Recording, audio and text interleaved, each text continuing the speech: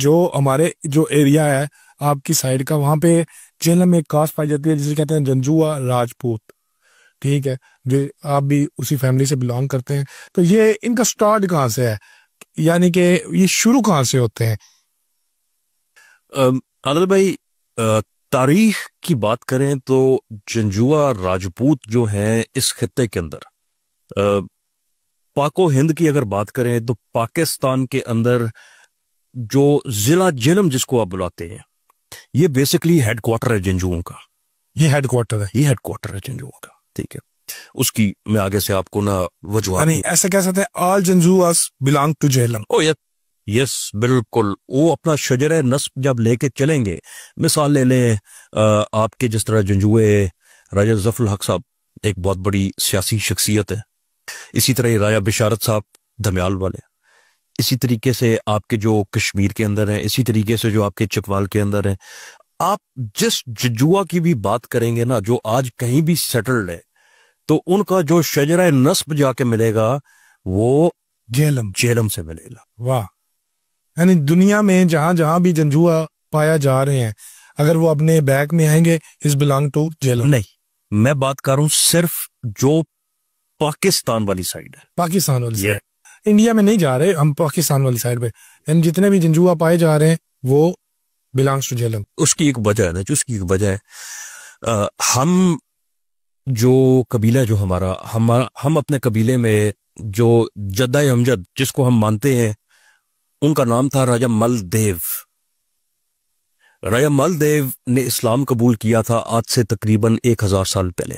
1000 साल? तकरीबन 1000 साल पहले उन्होंने इस्लाम कबूल। 1100 में? हाँ जी, तकरीबन। राजा मलदेव ने इस्लाम कबूल किया था ना। इस्लाम कबूल करने के बाद उन्होंने अपना नाम इस्लामी रवायात के साथ मंसूब करते हुए वो नाम बदल लिया। राजा मलदेव से उनका नाम बदल के राजा अजमल खान, राजा अजमल खान, राजा अजमल खान उन्होंने अपना नाम रख दिया। पर जब तारीख का मुतालिया करते हैं, मुख्तलिफ किताबों का मुतालिया करते हैं, तो उन किताबों में तारीख दानों ने जो नाम लिखा हुआ है वो राजा मल खान लिखा हुआ है। मल खान, राजा मल खान। ठीक है। आपको मैं थोड़ा सा इसकी वजाहत भी कर देता हूँ। आपका कभी इत्तेफाक हुआ है मोटरवे पे सफर करने का, starting from Lilla towards Pindi? Yes. कई बार हुआ होगा। Yes yes. हम शुरू शुरू में बनी भी थी, तो फिर हम ये जलालत तय करके भी मोटरवे ले इसी तरह, इसी तरह। अच्छा, जब मोटरवे पे आप सफर करते हैं टूवर्ड्स पिंडी, आपका मुंह पिंडी की तरफ, पिंडी की तरफ हो गया। सीधा जब आप जा रहे हैं पहाड़ियां शुरू होगी, बिल्कुल जो चकवाल वाली। चकवाल वाली। आप चकवाल है, पहले झेलम, पहले झेलम थी। ठीक है।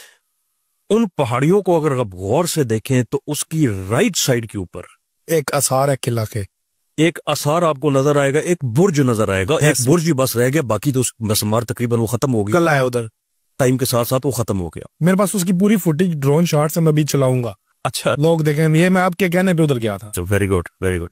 अच्छा, बेसिकली वो किला जो था, उस किले के मुकाम के ऊपर राजा मल ने इस्लाम कबूल किया था, उस कला में। यस।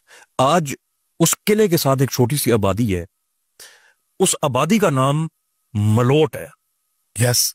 गांव है एक, यस, जिसका नाम मलोट है। मलोट। असल उस पूरे एरिया का जो कदीमी नाम है, जो तारीखी नाम है, दो नाम है जो नरेट किए जाते हैं। वो क्या नाम है? नंबर 1, मल्लो की धन। मल्लो की धन, मल्लो की धन। धन। वो सुनते हैं ना, धन और दौलत। यस। धन से वो धन है। अच्छा, वो धन है, यानी नोटों वाला धन। धन, दौलत। यस। दौलत किसी किस्म की भी हो सकती है, रकबे के हिसाब से भी हो सकती है, और किसी किस्म की भी जेवरात में भी हो सकती, किसी भी मात में हो सकती है। बिल्कुल ठीक है। मल्लों की धन से मुराद यह था कि राजा मल का इलाका। साथ एक तारीख में लिखा जाता है मलकोट। मलकोट, मलकोट। अच्छा, अब तारीख का जब आप मुतालिया करते हैं, मैं एक रेफरेंस दूंगा आपको। एक पोर्ट था स्पेन के अंदर, एक पोर्ट था स्पेन के अंदर जिसका नाम था जबरल तारिक। जबल तारिक, तारक का पहाड़। जिधर हजरत तारिक बिन जियाद ने अपनी कश्तियों को आग लगाई थी और स्पेन फतह किया था। बिल्कुल सही है, बिल्कुल ठीक हो गया। आज उस पोर्ट का क्या नाम है? नहीं बता। Gibraltar, port of Gibraltar. Jabal Tariq से क्या बन गया? जिब्राल्टर। जिब्राल्टर। इसी तरह ही मल्लो की धान से क्या बन गया? मलोट। मलोट।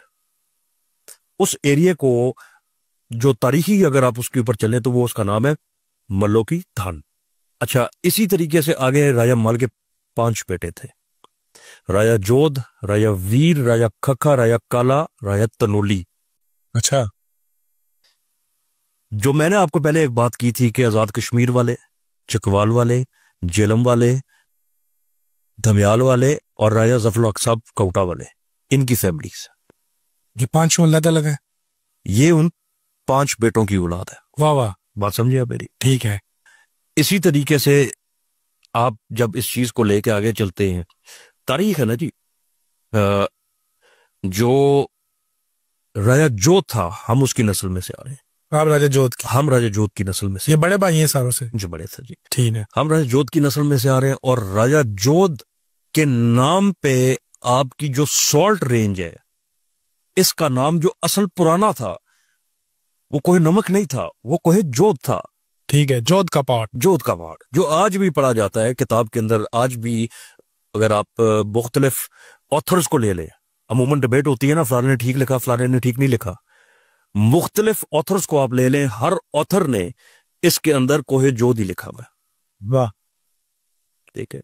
तो इसी तरीके से अगर आप तारीख को आगे अगर आप लेके चलेंगे तो फिर मुख्तलिफ किताबें हैं, आप अगर उनका मुतालिया करें, उस किताब के अंदर भी आप पढ़ें, अगर बाबर नामा पढ़ें, हुमायूं नामा पढ़ें, तो उसके बाबरी जिसको आप बुलाते हैं आप वो पढ़ें। जितने मुगल बादशाह थे वो अपनी एक आप बीती वो लिखते थे, जिनको आप नामे आप बुलाते। जैसे भी सफरनामा शुरू हो गया, सफरनामा भी जिस तरह शुरू हो गया, वो अपनी कहानी लिखते थे, वो अपनी ताकि आने वाले लोगों को पता चले कि इस बादशाह ने कैसे सर्व किया। तकरीबन हर वो जो रुदाद उन्होंने अपनी लिखी है उसके अंदर हमारे अब्बा उदाद का जिक्र है। हर में। वाह। अच्छा, ये आपको जो मैंने तारीख बताई है, ये मुगल अंपायर से पहले की बात है ना, राजा जोध? जी, राजा जोध मुगल से पहले। मुगल के पहले ही जी, वो मुगल से पहले है। फिर उसके बाद फिर आपकी जब मोगलों का टाइम शुरू हुआ है तो फिर उनमें अलायंसेस बनती थी। फिर हमारी अलायंस जो बनी थी वो मोगलों के साथ बनी। अच्छा, आपने उनका तो साथ? यस। बल्कि पानीपत की जो जंग हुई थी, उस पानीपत की जंग के अंदर भी हमारी तरफ से जो ट्रूप्स थे वो शामिल थे। यानी ये जो गखर थे वो भी फिर आपकी साइड हुए? या किस तरह जी? ये जेल में जो गखर थे, फाइटर्स थे, वो भी फिर आपके ग्रुप में हो गए? गखरों का जो मुगलों के हमायती थे। गखरों का जो इशू था असल, वो इन्वेडर्स जो थे आपके, जो अफगानिस्तान से आते थे, बरस्ता आपका जो केपी केस और इस साइड से वो आते थे, गखरों का असल इशू था उनके साथ। शेषा सूरी की मिसाल ले लें आप। हाँ जी। शेषा सूरी का रास्ता रोकने वाले गखर थे। किला रोहतास का बनना गखरों के लिए गखरों से जंग। यस, क्योंकि गखर मुगलों के बहुत बड़े माहिती थे। यस। तो बेसिकली देखिए ना, अलायंसेस होती हैं हर कबीले की, हर बस कुछ समझ आ जाता, कोई नहीं आता, कोई आता है कोई नहीं आता। इसी तरीके से अलायंसेस होती थी। फिर जब हर कोई जो आपका मुगल बादशाह था जब गुजर के जाता था, मिसाल ले ले, सराय आलमगीर की मिसाल है। सराय आलमगीर का सराय, कयामगाह। सराय क्या होती है? कयामगाह। सफर में लोगों के लिए जो हमें आराम कर सकें, कुछ खा पी सके, यस, उस वक्त होटल को सराय बोला जाता था। इसी तरीके से बादशाह औरंगजेब आलमगीर यहाँ पे रुका करता था, क्याम किया करता था दरिया के किनारे पे। देखोगे तो बेसिकली 2 तारीखें हैं जी। अगर तारीख की बात करें ना जी, 2 तारीखें हैं। एक तारीख है जो आप देखते हैं आज से 200 साल पहले की, 300 साल पहले की, 400 साल पहले की, या 500 साल या 600 साल पहले की। एक ये तारीख है। यस। एक तारीख है जिसको आप इस तरह इस अंदाज से ले सकते हैं कि तारीख की तारीख। यस। 1000 साल पुरानी तारीख, 2000 साल पुरानी तारीख, 3000 साल पहले तारीख। यस। हमारा जो जिला है, हमारा जो जिला झेलम है, वो अल्लाह की मेहरबानी से ये 200 साल या 500 या 1000 साल वाली तारीख नहीं रखता। पुरानी तारीख वो अल्लाह की मेहरबानी से वो तारीख रखता है 3000 4000 साल पुरानी तारीख रखता है। वाह। पर बदबख्ती है, बदकिस्मत आप बोल रहे हैं कि हम संभाल नहीं सके। किला रोहतास को जूं तू करके हमने संभाल लिया, नंदना को हम नहीं संभाल सके। इसी तरीके से आपकी सॉल्ट रेंज के अंदर छोटे छोटे मुख्तलिफ किले थे। सॉल्ट रेंज के अंदर? जी जी, यस।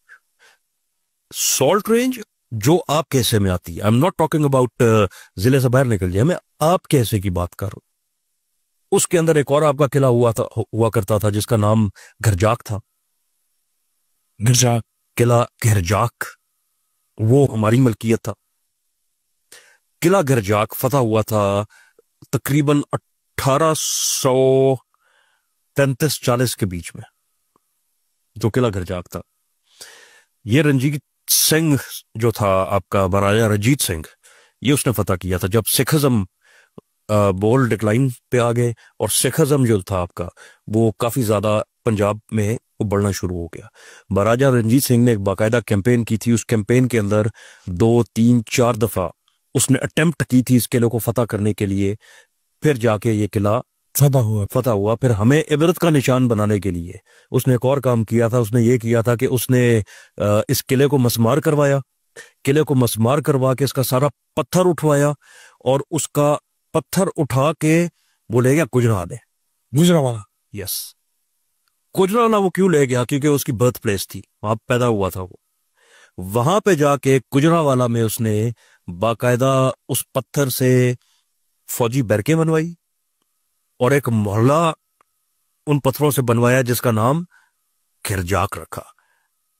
आज के दिन भी जो कंसिडर किया जाता है गुजरावाला के पुराने मोहल्लों में से जो एक मोहल्ला है उसका नाम है घरजाक। घरजाक, थाना घरजाक भी है, मोहल्ला घरजाक भी है। यानी वो इधर से उसने नाम नहीं चेंज किया, घरजाक मोहल्ला, यानी कि लोगों को पता चले कि ये वहां से जीत के हमें इबरत का निशान तो बना। फिर उस वक्त आपके इजदाद किधर के जब आपका किला मसमार हो गया था? मलकपुर। मलकपुर हिजरत उसके करके? नीचे है, बिल्कुल नीचे, इतना दूर नहीं है वहां से, ठीक है, उसके इतना दूर नहीं है। फिर हम मलकपुर आए, मलकपुर से फिर दारापुर ऑलरेडी उस टाइम तक बन चुका था।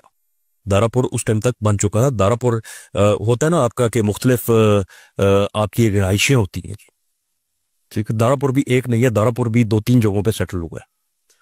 एक तो आज का दारापुर है, एक दारापुर जिसको हम कहते हैं कि पुराना दारापुर, पुराना दारापुर। एक दारापुर और भी है जो पुराने का पुराना दारापुर है, ठीक है। उससे पहले मलकपुर हुआ करता था, पर मलकपुर के अंदर अभी जिधर आपका दारा है, जिसे आप दारा बुलाते हैं, वो नए दारापुर में है या पुराने दारापुर नए में? दारापुर में। नए दारापुर में? नए दारापुर में जी, नए दारापुर में, जो आज जिसको हम अपना दारा बुलाते हैं। उसके अंदर जब रंजीत सिंह ने हमारे पे यलगार किया तो उस यलगार के अंदर एक काम ये भी हुआ था कि हमारे कजन्स हैं, एक किला है चकवाल, आज वो बनता है। बैक इन द डेज आपके 86 से पहले वो जिला जेलम था, पर अब वो जिला चकवाल हो गया, जिसको आप किला कुसुक बुलाते हैं। किला कुसुक? कुसुक बुलाते हैं। वो कजन है मेरे, जो उनकी विरासत में जो उनको मिला, वो किला उनको वो मिला था। रंजीत सिंह की अगली जो चढ़ाई होनी थी वो कुसुक पे होनी थी। फिर उस टाइम वहां से उनके अबाउदाद माइग्रेट करके एक पिंड दाऊद खान के अंदर गांव है जिसको आप बुलाते हैं हरनपुर। हरनपुर बिल्कुल है। वो फिर हरनपुर जाके सेटल हो गए थे कुछ अरसे के लिए, इस पूरी कैंपेन से बचने के लिए। जो खोखर राजे हैं, हरनपुर की राजगान जो है, जो खोखर राजे, उन्होंने फिर पनाह दी थी जंजुओं को वहां पे। मेरे जो वालिद साहब थे ना, नवाजाद साहब, एक बहुत बड़ी वजह थी अपनी जिंदगी के आखिरी टाइम तक उस फैमिली का वो बहुत ज्यादा रिगार्ड करते थे, जिन्होंने आपको उस वक्त शरण दी थी। ताकि हमें तो नहीं पता था कि उस टाइम सिनेरियो क्या था, वजूहात क्या थी या क्या बातें थी।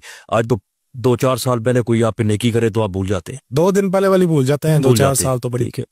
तो मैं इस चीज को देखा करता था, बिल्कुल मैं देखा करता था कि जो हरनपुर वाली जो राजगान की फैमिली है, खोखर राजगान है, जो हमारे बैठे हुए वहां पे जो अजीज है हमारे, मेरे वाले साहब उनकी बहुत ज्यादा इज्जत और बहुत ज्यादा एहतराम करते थे। और उसकी वजह क्या थी? सबसे बड़ी उसकी एक वजह थी कि उन्होंने हमें पनाह दी थी।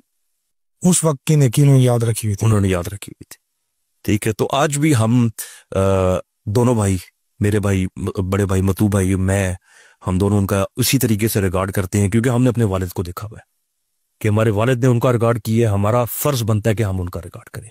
इस बात के ऊपर नहीं कि वो राजगान है, इस बात के ऊपर नहीं, इस बात के ऊपर जो उन्होंने हम पे नेकी की थी, हता के मुश्किल वक्त में जो हमारे साथ खड़ा हुआ था। तो आज भी हम अपनी रवायात के ऊपर कायम बताएं।